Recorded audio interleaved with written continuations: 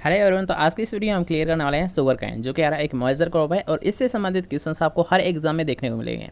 चाहे आप entrance exam की तैयारी कर रहे हो या फिर कोई कॉम्पिटिटिव एग्जाम की, सभी में यार हाँ एक या दो क्वेश्चंस पक्के आते हैं। इसलिए यार हाँ इसको रट लेना और इस वीडियो को आपको एंड तक जरूर देखना है, जिससे कि आपको हर एक क्वेश्चन वीडियो के साथ ही क्लियर हो जाए।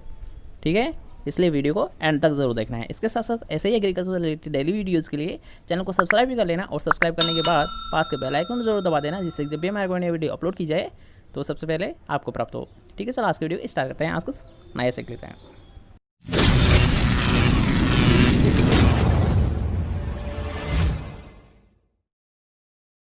कैन से कि शुगर कैन का बॉटनिकल नेम क्या होता है। जैसे आपको पता होगा कि अगर आपसे पूछता है शुगर कैन का बॉटनिकल नेम, तो ये होता है सेकेरम ऑफिसिनेरम होता है। कौन सा होता है? सेकेरम ऑफिसिनेरम होता है। और अगर बात की जाए इसकी फैमिली या कुल के बारे में, तो इसकी फैमिली कौन सी होती है? ग्रेमनिया पोएसी होती है। ठीक है, अगर आपसे पूछता है ग्रेमनी या फिर यानी शुगर कैन की फैमिली कौन सी होती है, तो ग्रेमनिया पोएसी होती है। अब बात करते हैं नेक्स्ट क्वेश्चन की ओर। तो नेक्स्ट क्वेश्चन आपसे पूछा है सेकेरम बारबेरी एवं सेकेरम साइनेंसिस आर टर्मडाइज, अर्थात यहाँ इसको किस नाम से जाना है और इसको किस नाम से जाना है।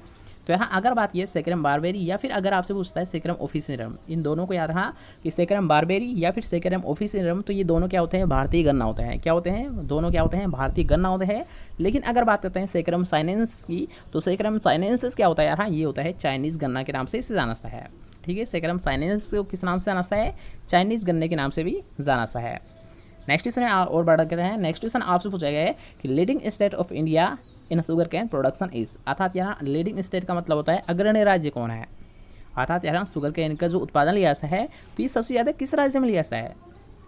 तो ये लिया जाता है यहाँ उत्तर प्रदेश में। और कितना यहाँ जितना भी जो टोटल इसका प्रोडक्शन लिया जाता है इंडिया में, उसका 45% हिस्सा कहाँ पर लिया जाता है? केवल उत्तर प्रदेश में लिया जाता है। इसलिए यहाँ अगर पूछ सकता है प्रोडक्शन में अग्रणी राज्य कौन सा होता है, तो कौन सा हुआ? उत्तर प्रदेश होता है। ठीक है, नेक्स्ट क्वेश्चन की ओर बढ़ते हैं। अब यहाँ इससे संबंधित कुछ इंस्टीट्यूट होती है, उनसे एग्जाम में पक्का यानी जो एग्जाम होती है तो उनमें पक्का क्वेश्चन आते हैं। तो इन दोनों को आपको विशेष ध्यान रखना। अगर आप सोचते हैं Indian institute of sugar can research, तो यहाँ IISR, ठीक है, दोनों टाइम में आपको मिल सकता है। IISR भी दे सकता है वो, या फिर आपको डायरेक्ट ये देख सकता है Indian institute of sugar can research institute कहाँ पर स्थित है, अर्थात इज सिचुएटेड एट, कहाँ पर स्थित है। तो यहाँ अगर आप सोचते हैं IISR अर्थात Indian institute of sugar can research institute, तो ये कहाँ पर स्थित है? यहाँ लखनऊ उत्तर प्रदेश में स्थित है। कहाँ पर स्थित है? लखनऊ उत्तर प्रदेश में स्थित है। ठीक है, इन दोनों को विशेष ध्यान रखना, दोनों एग्जाम में कई बार पूछे गए हैं।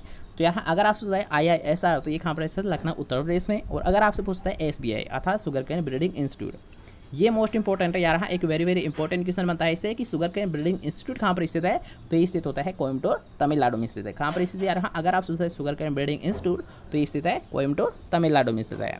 ठीक है, क्वेश्चन क्लियर हुआ।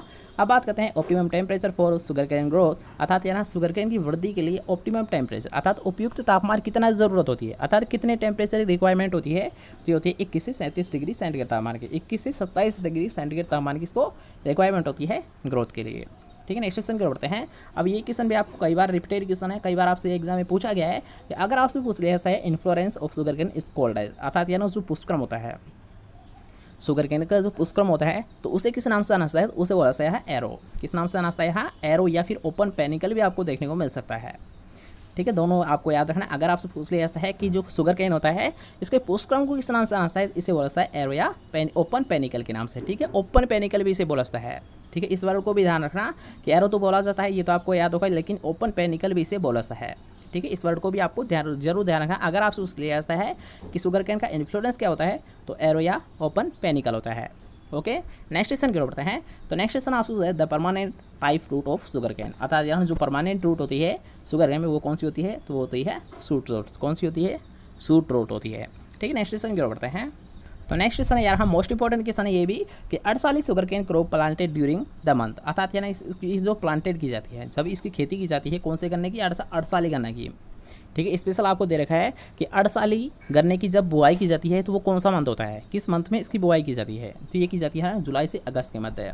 ठीक है, ये भी एक वेरी वेरी इंपॉर्टेंट क्वेश्चन है, कई बार आपसे एग्जाम पूछा गया है कि अगर आपसे बाई चांस पूछ लिया जाता है कि 48 sugar cane crop planted during the month, अर्थात किस मंथ में इसकी सोविंग की जाती है, बुआई की जाती है, तो ये की जाती है यार हाँ ये की जाती है जुलाई से अगस्त के मध्य। और इसके साथ साथ एक और पॉइंट आपको ध्यान रखना है कि जो 48 गन्ना होता है, 48 जो शुगर कैन होता है, इसकी जो अवधि होती है, लाइफ साइकिल कितने मंथ की होती है, तो ये होती है 18 मंथ की होती है, अर्थात 18 मंथ की होती है। ठीक है, अगर आप इसकी पूछ लिया जाता है इसकी लाइफ साइकिल मतलब इसकी जो खेती की जाती है ये कितने मंथ तक चलती है, तो ये चलती है 18 मंथ तक। ठीक है, इसकी लाइफ साइकिल कितनी होती है? 18 मंथ की होती है। इसको भी आपको जरूर याद रखना है। ये क्वेश्चन पूछा गया है कि 48 शुगर केन होता है तो कितने समय का होता है, तो ये होता है 18 मंथ के होता है। और अगर बात की जाए इसकी जो प्लांटिंग की जाती है तो ये की जाती है जुलाई से अगस्त के मध्य की जाती है। ठीक है, क्वेश्चन क्लियर हुआ। नेक्स्ट क्वेश्चन की ओर बढ़ते हैं। तो नेक्स्ट क्वेश्चन आप पूछ रहे the requirement of 3 budded sets for planting in 1 hectare land is, अर्थात यानी 1 हेक्टर में। क्वेश्चन में आपसे पूछा गया है कि 1 हेक्टर आपको बोविंग यानी सोविंग करनी है शुगर केन की, तो आप कितनी 3 बर्ड्स की दे रखे हैं, यहाँ पर आपको दे रखे हैं 3 बर्ड्स की सेट, तो इनकी कितनी संख्या रखोगे आप, अर्थात जो टुकड़े होते हैं सेट से उन्हीं को बोला जाता है। ठीक है, यानी टुकड़ों की संख्या क्या लोगे, जिनकी 3 आँख वाले टुकड़े के बारे में यहाँ पर आपसे पूछा गया है कि 3 आँख वाले जो टुकड़े होते हैं प्रति हेक्टर आपको बुआई करनी है, तो कितने टुकड़े की ज़रूरत होती है, तो होती है यहाँ 35 से 40 हेक्टर, 40,000 सेट की ज़रूरत होता है। सबसे पहले तो यार हाँ एक पॉइंट आपको ध्यान रखना है। ठीक है, अगर आपसे पूछ लिया जाता है कि जो सीड रेट होती है, ठीक है, शुगर केन की जो सीड रेट होती है ये किस में मेजर की जाती है, अर्थात किस में इसका आकलन किया जाता है, तो ये की जाती है यहाँ टुकड़ों में की जाती है, टुकड़े में की जाती है। ठीक है, इसकी जो सीड रेट होती है शुगर केन की ये क्या होती है, टुकड़ों में की जाती है, अर्थात सेट्स में की जाती है। किस में की जाती है, सेट्स में या टुकड़ों में की जाती है। और यार हाँ जो टुकड़े होते हैं एक 2 आँख वाले भी लेते हैं और 3 आँख वाले भी लेते हैं। तो यहाँ पर आपको स्पेशली पूछा गया 3 बर्ड वाले अर्थात 3 आँख वाले जो टुकड़े होते हैं तो उनकी संख्या क्या लेंगे 1 हेक्टर में, तो उनकी लेंगे यहाँ 35 से 40,000 सेट। ठीक है, अगर बात की जाए 3 बर्ड्स की, तो 3 बर्ड्स की जो आँख वाले अर्थात 3 आँख वाले जो टुकड़े होते हैं तो उनकी संख्या क्या रखी जाती है प्रति हेक्टर, ये रखी जाती है 35 से 40,000। और अगर आपसे यहाँ पर ये क्वेश्चन पूछ लिया जाता है 2 बर्ड्स वाले अर्थात यहाँ 2 आँख वाले जो टुकड़े होते हैं, ठीक है, 3 आँख वाले जैसे कि हमने अभी क्लियर किया कि 3 आँख वाले कितनी ज़रूरत होती है 35 से 40,000 होती है। लेकिन अगर आपसे यहाँ पर ये क्वेश्चन पूछ लिया जाता है 2 आँख वाले अर्थात 2 बर्ड्स वाले, तो 2 बर्ड्स वाले कौन से आते हैं अर्थात इनकी संख्या क्या ली जाती है, तो इनकी रखी जाती है हाँ कि 75 से 80,000 के समथिंग। कितनी रखी जाती है 75 से 80,000 टुकड़े ले लेते हैं। ठीक है, इसका आप डबल कर लीजिए। आप कैसे याद रखोगे, अगर आप पूछ लिया 3 बर्ड सेट्स की तो यहाँ इसकी जो सीड रेट होती है ये कितनी होती है 35 से 40,000 होती है। और अगर आपसे 2 बर्ड वाली पूछ लेते हैं तो इसके डबल कर दीजिए, इसके डबल कर दीजिए, मतलब आप डायरेक्ट ये भी लिख सकते हो कि 70 से 80,000 टुकड़े की ज़रूरत होती है प्रति हेक्टेयर। ठीक है, क्वेश्चन ईजिली याद हो जाएगा। अगर 3 की पूछता है तो 35 से 40 और इसका डबल कर दीजिए अगर 2 की पूछता है तो। ओके, नेक्स्ट क्वेश्चन की ओर बढ़ते हैं। तो नेक्स्ट क्वेश्चन आपसे है planting material used for sugar cane planting is, अर्थात यहाँ कौन सा प्लांटिंग मटेरियल यूज़ करते हैं इसकी सोविंग करने के लिए। ठीक है, जो प्लांटिंग की जाती है शुगर केन में तो planting material used, planting material कौन सा लिया जाता है, तो यहाँ जो शुगर केन होता है, जो शुगर केन होता है तो इसका जो ऊपरी पार्ट है, जिसका यहाँ इसका जो ऊपरी पार्ट होता है उसी को लिया जाता है, अर्थात upper 1/3 to half part of cane, अर्थात यानी जो शुगर केन होता है, शुगर केन का जो पौधा होता है तो उसके ऊपरी पार्ट, ठीक है, ऊपरी कौन सा पार्ट लिया जाता है 1/3 पार्ट को लिया जाता है। क्यों लिया जाता है, इसका रीज़न क्या होता है, क्योंकि यहाँ ये जर्मिनेशन के लिए सबसे बेस्ट होता है क्योंकि इसमें ग्लूकोज की मात्रा सबसे अधिक होती है। क्यों लिया जाता है, अगर ये पूछ लिया जाता है तो यहाँ इसका रीज़न क्या होता है, इसका बेस्ट रीज़न यही होता है क्योंकि यहाँ इसमें जो ऊपरी पोर्शन होता है शुगर केन का, इसमें क्या होता है ग्लूकोज की मात्रा अधिक होती है और ग्लूकोज की मात्रा अधिक होने से क्या होता है इसका जर्मिनेशन फास्ट होता है, इसलिए यहाँ ऊपरी पोर्शन को प्लांटिंग मटेरियल के रूप में यूज़ किया जाता है। ठीक है, क्वेश्चन क्लियर हुआ, याद रहेगा क्वेश्चन।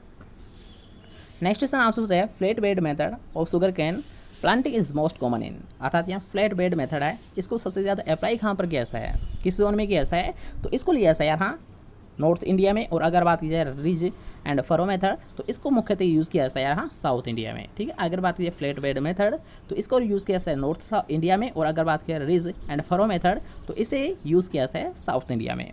ओके, नेक्स्ट क्वेश्चन की ओर बढ़ते हैं जो कि यार एक मोस्ट इंपॉर्टेंट क्वेश्चन है, जिसको भी यार यहाँ पर जिस क्वेश्चन को हाईलाइट किया जा रहा है उसको या तो आप नोट पे ही कर सकते हो या फिर इन क्वेश्चंस को रट लीजिए, क्योंकि यार हाँ ये क्वेश्चंस आपको लगभग क्वेश्चन एग्जाम में देखने को भी मिलेंगे।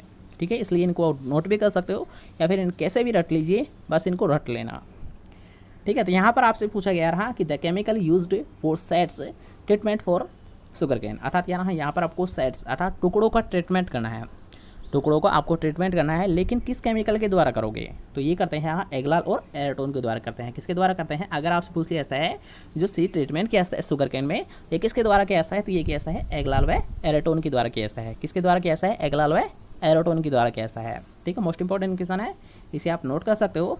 नेक्स्ट क्वेश्चन के बढ़ते हैं जो भी यहाँ एक मोस्ट इंपॉर्टेंट क्वेश्चन बनता है, यहाँ पर जिन क्वेश्चन को हाईलाइट किया जा रहा है उनको जरूर याद रखने लगे यार। हाँ, अगर बात की जाए इसकी तो यार हाँ मोस्ट इंपॉर्टेंट क्वेश्चन है, और अगर बात करते हैं इसकी तो यार ये भी एक मोस्ट इंपॉर्टेंट क्वेश्चन बनता है। और क्या है यार, the most critical stage of sugar cane for irrigation, अर्थात सिंचाई की क्रांतिक अवस्था कौन सी होती है शुगर केन में, गन्ने की सिंचाई की क्रांतिक अवस्था कौन सी होती है, तो ये होती है फॉर्मेटिव स्टेज होती है। कौन सी होती है, फॉर्मेटिव स्टेज होती है।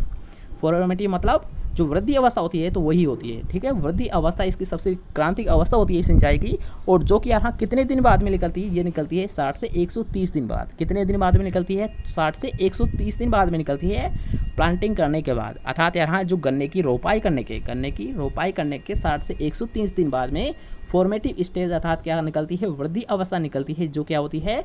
शुगर केन की, यानी जो शुगर केन की सिंचाई की प्रमुख क्रांतिक अवस्था होती है, ठीक है। क्वेश्चन क्लियर हुआ? शुगर केन की जो सिंचाई की क्रांतिक अवस्था है वो कौन सी होती है? फॉर्मेटिव स्टेज होती है, वृद्धि अवस्था होती है, जो कि यहाँ गन्ने की रोपाई की 60 से 130 दिन बाद निकलती है, ठीक है। क्वेश्चन क्लियर हुआ? नेक्स्ट क्वेश्चन को बढ़ते हैं। तो नेक्स्ट क्वेश्चन आपसे है which bacterium is used for nitrogen fixation in sugar cane field, अर्थात यहाँ किसके द्वारा किया जाता है जो नाइट्रोजन फिक्सेशन किया जाता है शुगर केन में, ये किसके द्वारा किया जाता है? तो ये कैसा है? एसिटोबैक्टर के द्वारा किया जाता है। किसके द्वारा किया जाता है? एसिटोबैक्टर। इसको छोड़ दीजिए, आप डायरेक्ट इसका ध्यान रखिए, ठीक है। किसके द्वारा की जाती है? एसिटोबैक्टर के द्वारा की जाती है। अगर आपसे बाई चांस पूछ लिया जाता है कि शुगर केन में जो नाइट्रोजन फिक्सेशन का कार्य किया जाता है ये किसके द्वारा किया जाता है, तो ये कैसा है? एसिटोबैक्टर के द्वारा किया जाता है। किसके द्वारा किया जाता है? एसिटोबैक्टर के द्वारा किया जाता है, ओके। नेक्स्ट क्वेश्चन की ओर बढ़ते हैं। तो नेक्स्ट क्वेश्चन आपसे पूछा है variety of sugar cane term as wonder cane, अर्थात वंडर कैन की आपको वेराइटी बनानी है, ठीक है। वंडर कैन की आपको बतानी है, तो जल्दी से बताएंगे कि यहाँ के वंडर कैन की कौन कौन सी वेराइटी होती है। तो स्पेशली आपको याद रखने, अगर आपसे पूछ लिया जाता है वंडर कैन की कौन कौन सी प्रमुख वेराइटी होती है, तो कौन सी होती है? COC 67 फर्स्ट, और अगर बात की जा रहा है CO 419, कौन कौन सी होती है? अगर आपसे पूछ लिया जाता है वंडर कैन की वेराइटीज़ के बारे में, तो कौन सी होती है? COC 671 और CO 419 होती है, ओके। याद रहेगी वंडर कैन की कौन कौन सी वेराइटी होती है प्रमुख?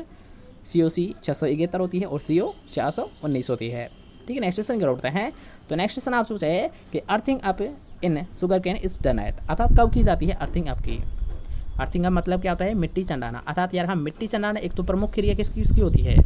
एक तो होती है यार हाँ शुगर केन की होती है, एक होती है आलू की होती है, ठीक है। दोनों में अगर आपसे पूछ लिया जाता है कि अर्थिंग अप क्रिया किस में करते हैं, तो यार आलू में भी करते हैं और शुगर केन में भी करते हैं। अब कैसे करते हैं इसको थोड़ा सा डिफाइन कर लेते हैं कि मान लीजिए ये आपका प्लांट है, ठीक है। मान लीजिए ये आपका प्लांट है, तो इसके क्या करते हैं? चारों तरफ क्या करते हैं? इसकी जो चंदा होता है इसके चारों तरफ क्या करते हैं? मिट्टी चंदा देते हैं। क्या करते हैं? मिट्टी चंदा देते हैं। और इस मिट्टी चंडाने से क्या होता है यार, जो सामान्यतः यहाँ समतल बुआई की जाती है जिनकी गन्ने की, तो उनमें मुख्यतः ये की जाती है। क्यों की जाती है? क्योंकि वो गन्ना होता है वो मान लीजिए तेज़ हवा आ रही है तो उसके कारण गिरे नहीं, और अगर मान लीजिए ज़्यादा जो पानी भर जाता है वगैरह, यानी किसी भी कारण से वो गिरे नहीं, इसके यानी गिरने से बचाने के लिए क्या करते हैं? उसकी अर्थिंग अप क्रिया कर दी जाती है, जिससे कि उसकी कुछ सुरक्षा हो सके, उसको कुछ प्रोटेक्शन दिया जा सके, ठीक है। इसलिए यार हाँ अर्थिंग अप क्रिया की जाती है। और अगर आपसे बाई चांस ये क्वेश्चन पूछ लिया जाता है कि अर्थिंग अप किस किस में करते हैं, तो मुख्यतः यार हाँ जो अर्थिंग अप की क्रिया है ये की जाती है, एक तो पोटैटो में की जाती है और एक शुगर केन में की जाती है, ठीक है। क्वेश्चन क्लियर हुआ?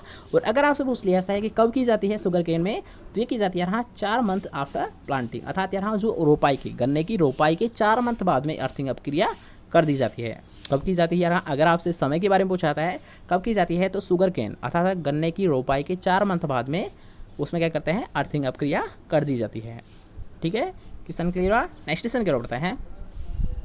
तो नेक्स्ट क्वेश्चन यार हाँ एक अच्छा क्वेश्चन है, ये भी कई बार आपसे ये भी एग्जाम में पूछा गया है कि most commonly used herbicide in sugar cane are, most commonly used herbicide in sugar cane, अर्थात यहाँ किस हर्बिसाइड का सबसे ज़्यादा प्रयोग कैसा है शुगर केन में, तो इसका प्रयोग कैसा है? हाँ सिमेजिन, एट्राजिन और एलाक्लोर। किसका प्रयोग कैसा है? अगर आपसे पूछ लिया जाता है शुगर केन में किस हर्बिसाइड को सबसे ज़्यादा यूज किया जाता है, तो ये कैसा है? सिमेजिन, एट्राजिन और एलाक्लोर। किसका प्रयोग कैसा है? सिमेजिन, एट्राजिन और एलाक्लोर का प्रयोग किया जाता है, ओके। क्वेश्चन क्लियर हुआ? नेक्स्ट क्वेश्चन की होता है। नेक्स्ट क्वेश्चन आपसे है a method of plant analysis for assessing nutrient requirement in sugar cane in, अर्थात यानी ऐसा कौन सा मेथड है जिसका प्रयोग यार हाँ न्यूट्रिएंट के रिक्वायरमेंट को ज्ञात करने के लिए उसका प्रयोग किया जाता है। ऐसा कौन सा मेथड है शुगर केन का जिसका प्रयोग यार हाँ कि प्लांट एनालिसिस, अर्थात यार शुगर केन के यानी जो शुगर केन की जितने भी जो पोषक तत्वों की आवश्यकता होती है तो उनको एनालिसिस करने के लिए कौन से मेथड को यूज़ किया जाता है, तो कौन सा होता है यार हाँ? क्रॉप लॉजिंग होता है। यार हाँ क्रॉप लॉगिंग नहीं होता बल्कि लॉजिंग होता है, ठीक है। एक वर्ड आपको यहाँ पर डिफरेंस देखने को मिल रहा है, एक होता है यार हाँ LODGING होता है, लॉजिंग अगर आपको देखने को मिल जाती है, ठीक है। इन दोनों में थोड़ा सा डिफरेंस है कि अगर आपको लॉजिंग देखने को मिल जाता है डी आएगा बीच में, अगर आप ये आता है, ठीक है, क्रॉप लॉजिंग अगर आपको देखने को मिलता है तो क्रॉप लॉजिंग का तो मतलब क्या होता है यार हाँ? प्लांट एनालिसिस, अर्थात न्यूट्रिएंट होते हैं तो न्यूट्रिएंट की एनालिसिस करने के लिए यार हाँ किस मेथड का प्रयोग करते हैं? क्रॉप लॉजिंग का प्रयोग करते हैं। लेकिन अगर आपको यहाँ पर ये डी वर्ड देखने को मिल जाता है, ठीक है, अगर आपको यहाँ पर ये डी वर्ड आपको देखने को मिल जाता है तब आप क्या समझोगे यार हाँ इसका मतलब होता है फसल का गिरना होता है, ठीक है। जो फसल गिर जाती है तो उसे बोला जाता है क्रॉप लॉजिंग। और अगर आपसे ये क्वेश्चन पूछता है क्रॉप लॉजिंग क्या होती है, तो क्रॉप लॉजिंग सबसे पहले तो आपको ये पता होना चाहिए क्रॉप लॉजिंग किससे संबंधित होती है, तो ये होती है शुगर केन से संबंधित होती है, अर्थात गन्ने की खेती से संबंधित होती है क्रॉप लॉजिंग क्रिया। और इसमें क्या क्या आता है, यहाँ गन्ने की जो न्यूट्रिएंट की आवश्यकता होती है तो उनको एनालिसिस करने के लिए किसका प्रयोग करते हैं, क्रॉप लॉजिंग का प्रयोग किया जाता है। ठीक है, दोनों में डिफरेंस समझ आ गया। अगर आपको लॉजिंग मतलब डी अगर आपको बीच में देखने को मिलता है उसका मतलब होता है फसल का गिरना, और अगर आपको लॉजिंग देखने को मिलता है तो लॉजिंग का मतलब क्या होता है, न्यूट्रिएंट का एनालिसिस करना गन्ने की फसल के लिए। ओके, दोनों में डिफरेंस पैदा हो गया, दोनों समझ आ गए। नेक्स्ट क्वेश्चन की ओर बढ़ते हैं। तो नेक्स्ट क्वेश्चन आपसे पूछा है nutrient responsible for translocation of sugar can, यानी शुगर इन शुगर कैन, अर्थात यहाँ जो शुगर होती है, जो शर्करा होती है, तो इसके ट्रांसलोकेशन करने के लिए, इस ट्रांसलोकेशन के लिए कौन सा न्यूट्रिएंट जिम्मेदार होता है, रेस्पॉन्सिबल होता है, ये आपसे पूछा गया है। तो इजीली आपको याद होगा। वैसे अगर आपसे पूछ लिया जाता है यार शुगर कैन, अर्थात यार जो शुगर कैन में शुगर का जो ट्रांसलोकेशन किया जाता है इसके लिए कौन सा न्यूट्रिएंट जिम्मेदार होता है, तो कौन सा होता है, पोटेशियम होता है। कौन सा होता है, पोटाश या पोटेशियम होता है। ठीक है, डायरेक्ट आप याद रखिए कि शुगर का जो ट्रांसलोकेशन किया जाता है ये किसके द्वारा किया जाता है, ये किया जाता है पोटाश या पोटेशियम के द्वारा किया जाता है। ओके, नेक्स्ट क्वेश्चन करो। तो नेक्स्ट क्वेश्चन आपसे पूछा है the most common symptom to जज the maturity of sugar cane are, अर्थात कैसे आप पता लगाओगे कि शुगर कैन पक चुका है, गन्ना पक चुका है, इस स्टेज का कैसे आप पता लगाओगे। ठीक है, यहाँ पर आपको 3 दे रखे हैं ऑप्शन कि एक होता है कि कैन बिकम ब्रिटल होता है, एक होता है प्रोड्यूस मेटेलिक साउंड होता है, और एक होता है ब्रेक्स इजिली एट नोट्स। तो इसे आप डायरेक्ट ऐसे समझ लीजिए कि अगर आपसे ये क्वेश्चन पूछा जाता है कि शुगर कैन कब पक जाता है, इसका आप कैसे पता लगाओगे। तो सबसे पहला जो सिम्टम बनता है ये बनता है कि जो इंटरनोड्स होते हैं, एक तो आपने ये तो पढ़ा होगा, ये तो आपने देखा होगा कि जो शुगर कैन होता है, जो कि शुगर कैन का जो प्लांट होता है तो उसमें क्या होता है, नोड्स होते हैं और इंटरनोड्स होते हैं। क्या होता है, नोड्स होते हैं, इंटरनोड्स होते हैं। तो फर्स्ट जो यहाँ पर आपको बताया गया सिम्टम पकने का वो होता है नोड से वो आसानी से टूट जाता है। क्या होता है कि जो शुगर कैन होता है उसके जो नोड्स होते हैं तो उसमें क्या होता है, नोड से वो आसानी से टूट जाता है, फर्स्ट सिम्टम। सेकंड सिम्टम बनता है कि जब भी मान लीजिए अगर आप शुगर कैन प्लांट को किसी भी यानी कोई पदार्थ से आप बजा रहे हो या फिर हाथ से जब भी उसको टच कर रहे हो तो क्या होता है, एक मेटेलिक साउंड आती है। कैसे आता है यार, हाँ, एक मेटेलिक साउंड आती है। अगर मेटेलिक साउंड आ रही है उसका मतलब क्या है, शुगर कैन पक चुका है, इसे आसानी से काट सकते हैं। थर्ड यहाँ पर आपको दे रखा है कि कैन बिकम ब्रिटल, अर्थात यहाँ जो शुगर कैन का जो प्लांट होता है ये क्या होता है, ब्रिटल हो जाता है। अर्थात यहाँ ब्रिटल का मतलब ये होता है एक नाजुक हो जाता है। क्या हो जाता है, नाजुक हो जाता है। या फिर इसे भी आप मान सकते हो कि यहाँ उसका कलर चेंज हो जाता है, हल्का हो जाता है। यहाँ जो शुगर कैन का जो प्लांट होता है इसका हल्का कलर हो जाता है। तो ये मुख्यतः 3 सिम्टम होते हैं जिससे कि आप पता लगा सकते हो कि शुगर कैन पक चुका है। एक, यहाँ नोट से आसानी से ये टूट जाएगा। सेकंड, जब भी इसे टच करोगे तो क्या होगा, एक मेटेलिक साउंड ये प्रोड्यूस करेगा। और थर्ड, ये क्या होगा, भुरभुरा हो जाएगा या फिर इसका जो हल्का कलर हो जाएगा, हल्का कलर या फिर ये कमज़ोर हो जाएगा, नहीं मुलायम हो जाएगा। ठीक है, तीनों पॉइंट समझ आ गए। नेक्स्ट क्वेश्चन की ओर बढ़ते हैं। तो नेक्स्ट क्वेश्चन आप पूछा है sugar cane is considered as mature when brix reading is between, अर्थात यहाँ पर आपसे पूछा है ब्रिक्स रीडिंग कब आ जाती है, अर्थात ब्रिक्स वैल्यू कितनी होनी चाहिए जिससे कि उसका पता लगाया जा सके कि ये पक चुका है। तो यहाँ अगर आपसे ब्रिक्स रीडिंग के बारे में पूछ लिया जाता है तो 18 से 20% होनी चाहिए। वैसे याद रहा, इसको आप याद मत रखिए, इसको आप 16 से 18% याद रखिए। ठीक है, अगर आपसे ये क्वेश्चन पूछ लिया जाता है कि शुगर केन की ब्रिक्स वैल्यू क्या रहती है जब उसे पका हुआ मान लिया जाता है या फिर हार्वेस्ट किया जा सकता है, तो यहाँ जो ब्रिक्स वैल्यू होती है इसकी होती है 16 से 18% होती है। कितनी होती है, जब यहाँ ब्रिक्स वैल्यू 16 से 18 होती है तो इसे मैच्योरिटी स्टेज में मान लिया जाता है। ठीक है, नेक्स्ट क्वेश्चन की ओर बढ़ते हैं। अभी हमने बात किया रहा ब्रिक्स वैल्यू 16 से 18% आने पर उसको हार्वेस्ट कर लिया जाता है, लेकिन नेक्स्ट क्वेश्चन आपसे यही पूछा गया है कि brix reading of juice indicates, अर्थात ये जो ब्रिक्स वैल्यू आती है ये होती क्या है, अक्सर ये यानी किससे ज्ञात की जाती है, होती क्या है ब्रिक्स वैल्यू। तो ये होती है यहाँ ये जो निकाली जाती है ये निकाली जाती है टोटल सोल्यूबल सॉलिड से, अर्थात यहाँ की जो शुगर केन होता है उसमें यहाँ कुल घुलनशील जो ठोस पदार्थ होते हैं तो कुल घुलनशील ठोस पदार्थ से यहाँ वैल्यू निकाली जाती है कितनी, 16 से 18%। और जब यहाँ शुगर केन को मैच्योरिटी स्टेज में माना जाता है। ठीक है, नेक्स्ट क्वेश्चन की ओर बढ़ते हैं। तो नेक्स्ट क्वेश्चन आपसे है sugar yield from sugar is, तो कितनी होती है 6 से 8% ऑफ जूस। नेक्स्ट क्वेश्चन की ओर बढ़ते हैं। तो नेक्स्ट क्वेश्चन आपसे है the sugar content recovery is more in the can produced at, तो इसमें भी आपको समझाने कोई दिक्कत नहीं है। तो रिकवरी किसमें की जाती है, साउथर्न इंडिया में की जाती है। अब इस क्वेश्चन को थोड़ा सा ध्यान समझिए, अच्छा क्वेश्चन है। यहाँ कई बार आपसे एग्जाम में पूछा भी गया है कि by products sugar cane is, अर्थात यहाँ बाई प्रोडक्ट कौन से होते हैं, उप उत्पाद कौन से होते हैं शुगर कैन के। तो उप उत्पाद की अगर बात की जाए तो कौन से होते हैं, मोलासिस होते हैं और बेगासिस होते हैं। कौन कौन से होते हैं बाई प्रोडक्ट शुगर कैन के, ये होते हैं मोलासिस और बेगासिस होता है। नेक्स्ट क्वेश्चन की ओर बढ़ते हैं, जो कि आज का हमारा लास्ट क्वेश्चन रहने वाला है कि the most dangerous disease of sugar cane, अर्थात यहाँ सबसे खतरनाक बीमारी कौन सी होती है गन्ने की। तो कौन सी होती है, रेड रोट डिजीज होती है। कौन सी होती है, रेड रोट डिजीज होती है, अर्थात लाल सड़न रोग होता है। अगर आपसे पूछ लिया जाता है सबसे खतरनाक बीमारी कौन सी होती है गन्ने की, तो कौन सी होती है, लाल सड़न बीमारी होती है। और अगर बात की जाए इसका कोजल ऑर्गेनिज्म क्या होता है, अर्थात किसके द्वारा होती है, तो ये होती है कोलेटोट्राइकम फाल्केटम के द्वारा होती है। किसके द्वारा होती है, कोलेटोट्राइकम फाल्केटम के द्वारा red rot of sugar cane होता है। ठीक है, सभी पॉइंट क्लियर है। तो आज के लिए बस नहीं, आई थिंक आपको वीडियो बहुत पसंद आएगा। अगर आपको वीडियो पसंद आया तो यार वीडियो को एक लाइक कर दीजिए और इस वीडियो को अपने दोस्तों के साथ शेयर कर दीजिए। ठीक है, अगर आपको वीडियो पसंद आता है तो वीडियो को लाइक कर दीजिए, इस वीडियो को अपने दोस्तों के साथ शेयर कर दीजिए और चैनल को अभी तक सब्सक्राइब नहीं किया है तो चैनल को लीजिए सब्सक्राइब। मिलते हैं कोई next time point of bye bye.